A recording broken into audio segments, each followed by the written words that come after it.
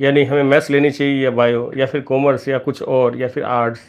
तो यदि आपके दिमाग में भी कन्फ्यूज़न है तो इस वीडियो को ज़रूर देखें और अपने कन्फ्यूज़न को करें दूर। तो यदि हमें ऐसा लगता है कि हमें कौन-सा सब्जेक्ट लेना चाहिए और मैथ्स लेनी चाहिए या बायो या कॉमर्स या कुछ और, तो आप बिल्कुल इस वीडियो को अंत तक देखें, आपके कन्फ्यूज़न को दूर करने का प्रयास करेंगे। वीडियो लंबी नहीं करेंगे, वीडियो छोटी-सी रहेगी। तो यदि आपके दिमाग में ऐसा लगता है कि वीडियो हमें सब्जेक्ट हमें क्या लेना चाहिए, तो सबसे पहले यदि आपने ये सोचा कि 12th क्लास की परसेंटेज के आधार पर हमें इस तरीके के सब्जेक्ट ले लेने चाहिए, तो आप बिल्कुल गलत हैं।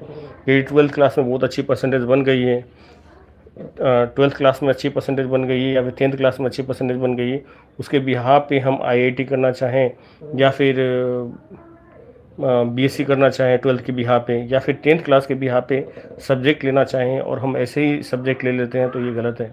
तो 10th क्लास में सबसे आप देखें कि 10th क्लास के बाद यदि आपकी परसेंटेज आपको अलाउ कर रही है कि भई आपकी परसेंटेज अलाउ कर रही है और साथ में आपको उस सब्जेक्ट के अंदर रुचि है, आपको लगता है कि मैथ्स हमें लेनी चाहिए, मैथ्स के सवालों को करने में मैं अच्छा लगता है या फिर बायो के सवालों को करने में हमें अच्छा लगता है, तो आपको इस तरीके की थिंकिंग आप पे चलती है दिमाग में, जिसमें रुचि होती है, तो आप उस सब्जेक्ट को ज़रूर लें। और आपको लगता है कि नहीं, किसी भी तरीके से मैथ्स से पीछे छूट जाए, साइंस से पीछे छूट जाए, अब तो बस मुझे कॉमर्स ही चाहिए या आर्ट्स चाहिए, तो आप फिर उन्हीं सब्जेक्टों के लिए जाएँ।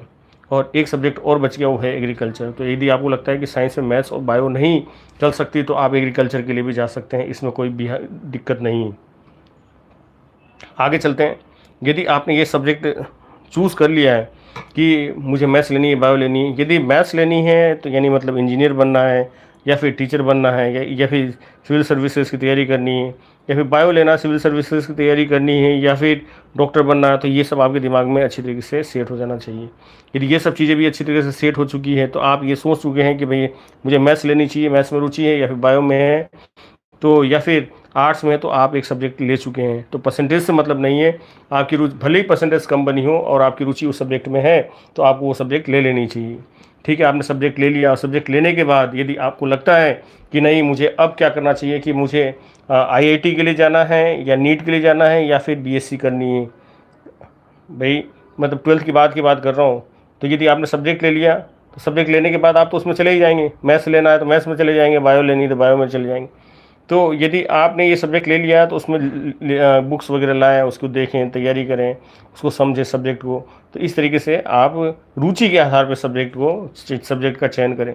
अब यही समस्या अब साथ में 12th क्लास वालों की आती है कि बीएससी करें या फिर बीएससी करने के साथ बीएससी करें या फिर आईआईटी की तैयारी करें।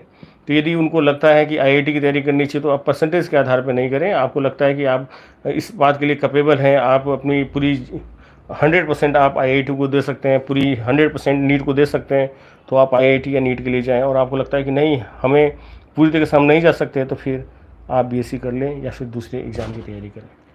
ठीक है ना? तो यदि आप हमारे चैनल पर नए हैं तो चैनल को सब्सक्राइब कर लें, बेल बटन को प्रेस कर लें। बेल 1 पे आने के लिए आपका धन्यवाद, थैंक यू। दूसरों के साथ भी वीडियो शेयर करें ताकि उनका भी फ़ायदा हो।